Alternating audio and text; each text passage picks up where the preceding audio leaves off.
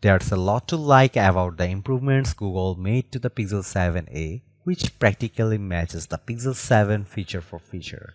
But the Samsung Galaxy A54 is $50 cheaper and does many of the same things just as well as the Pixel 7a, giving budget phone buyers a tough decision to make.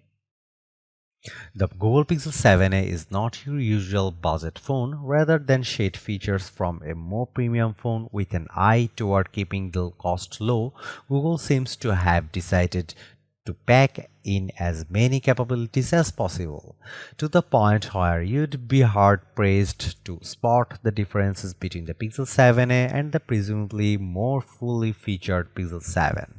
That's great news if you are a smartphone shopper on a budget. The Pixel 7a means you don't have to blow your bank account if you want a phone with a fast refreshing display, capable cameras, and the same Tensor processor you'd find in Google's flagship devices. Google's clearly put a lot of effort into this phone, and after spending time with the Pixel 7a, including testing its battery performance, cameras, and display, I'd say the effort was worth it. The challenge for the Pixel 7a is that Google's competitors are trying to beat the phone maker at its own game. The Samsung Galaxy A54, for instance, is probably the Pixel 7a's closest challenger for the title of best cheap phone under $500 in the US, and it's set out to match Google's mid-range phone feature for feature. Can Google stave off the stepped-up competition without also undercutting its own flagships and causing confusion about the Pixel you should buy? That's what this Google Pixel 7a review aims to find out. The Pixel 7a gets a price hike from its predecessor with a starting price of $499 US. Clearly, Google is gambling that the addition of premium features in the Pixel 7a will make people forget about the $50 increase over the Pixel 6a. But the phone Google should be thinking about is the Pixel 7. The phone costs $100 US more than the Pixel 7a, but it's hard to see what you are getting for the extra money that the Pixel 7 doesn't also deliver. The main camera sensor on the Pixel 7 is apparently larger than the one on the Pixel 7a, so Google's flagship device captures more light for better photos. The Pixel 7 also offers faster charging, support for reverse charging, in which the phone can provide power to other devices, and more premium materials. Again, those don't seem like compelling reason to spend $100 US more than the Pixel 7 and shares the same key attributes as the Pixel 7. It could be that Google is not really concerned about any overlapping features as the Pixel 7 is living on borrowed time. But with the Pixel 8 set to launch later this year, we wonder if Google's flagship phone will be able to keep its attractive $599 US starting price. Getting back to the Pixel 7a's price, Google's budget phone now costs $50 more than the Samsung Galaxy A54, which kept its $449 price tag. The iPhone SE is even cheaper at $429 US, and adding to the competition, the Pixel 6a is taking around Google's lineup at a reduced $349 US price. Truly, if you want a cheap phone, you have got an embarrassment of riches to choose from these days. Google has settled on a specific look for its phones, adapting the Pixel 7's design for the Pixel 7a.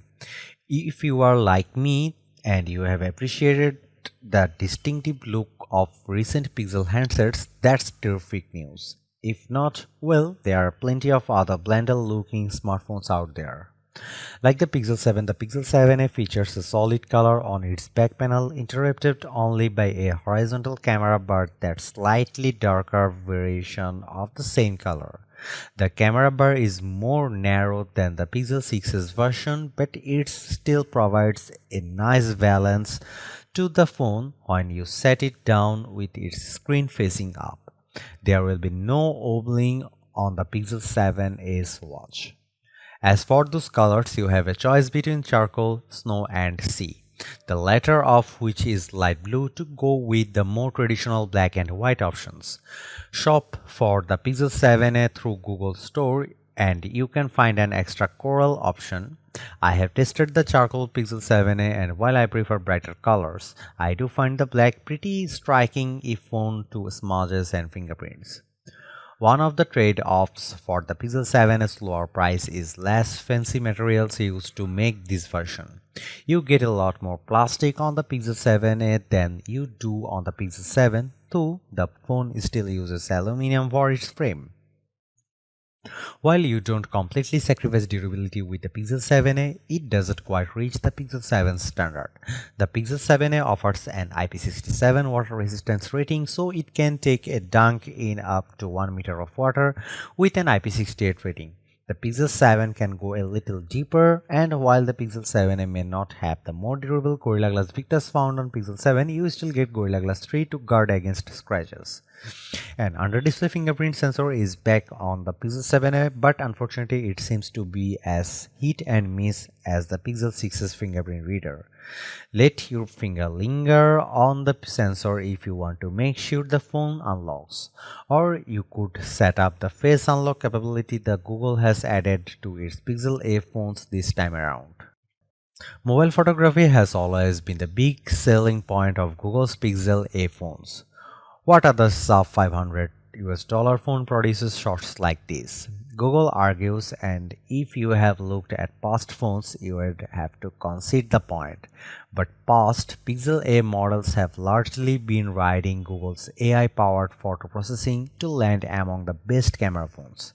The actual camera hardware on those phones has been fairly pedestrian.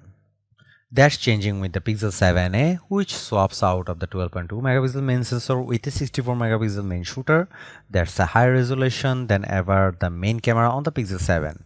And the upgrade comes at a time that the Galaxy A54 has also boosted its cameras with a 50 megapixel main lens of its own. Clearly the pressure is on Google to step up its game with the Pixel 7a. Does the new photo deliver? We set out with the Pixel 7a and some of its chief rivals to see how the 64 megapixel main camera and 13 megapixel ultra-wide lens performed under a variety of conditions. Here are the sample, and check this out.